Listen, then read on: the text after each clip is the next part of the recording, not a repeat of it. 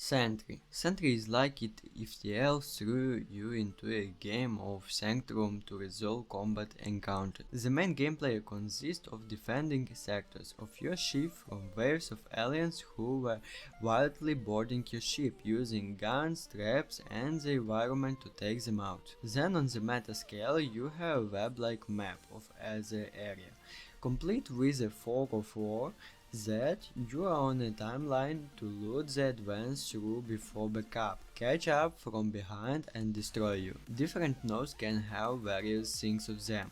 More lives to throw at the aliens, new traps or weapons, resources to upgrade your gear, battles with one alien boarding vessels. This meta phase isn't time consuming but still very impactful on the core gameplay, giving you both your main sources of progression and primary goal. I found the gameplay to be quite tense, and the idea of unlocking gear you find on runs to be carefree whenever on features one is quite interesting. The random starting equipment from your pool makes for some forced run diversity, where you can just left the game, give you random combos and try out stuff out, but you are also able to spend some resources getting synergistic stuff that works well with the you have been given. Co-op appears to be well within the roadmap, which seems like a lot of fun.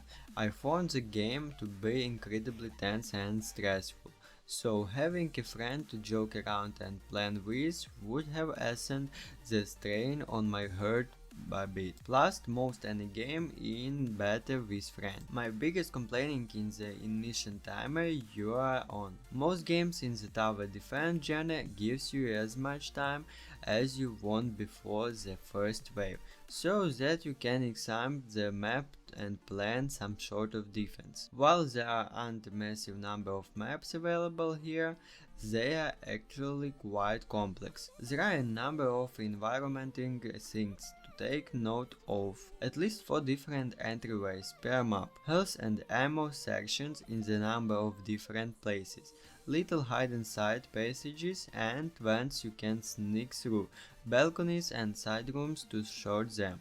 The list goes on. And the only time you have to look for this stuff and think about how it impacts your defense is after you have defeated the final wave.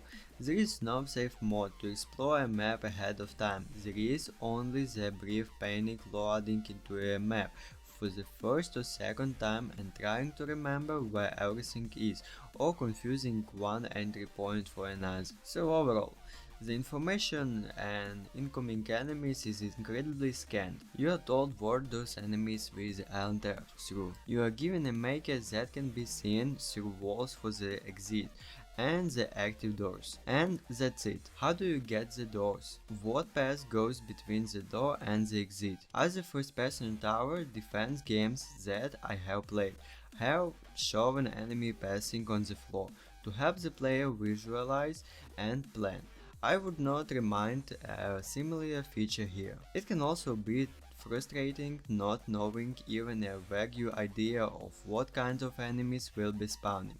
Traps and weapons are all bad against some and worse against others, so even a vague routing could be really helpful. So additionally, the rewards for fighting of all the enemies are tied to how well you did defending, which leads to a bit of counterintuitive loop. The better you do, the more resources to repair your ship you have, and the less you need them. With the opposite also being true. If you barely escape by on a defense, you are given less materials to try and patch up afterwards. Maybe the addition of a further meta step of progression between runs using an additional resources could be a fix. Better defending means more permanent upgrade points or something. That way the player isn't punished for serving by the skin or their teeth, but is still rewarded for doing well. All that being said, I completed my first run with a win in a little over an hour and a half. The game does support saving and resuming runs fully, so the length of the runs is perfectly fine. I greatly enjoyed it and will definitely be playing more in the fun future. and will absolutely be trying the co-op out when it eventually drops. I look forward to see this game grow and evolve. One thing I would love to see would be alternate ships with different maps layouts. Could lead to some cool theming, new environmental hazards, etc. But I digress, game stands fun and challenging and has a promising future ahead of it.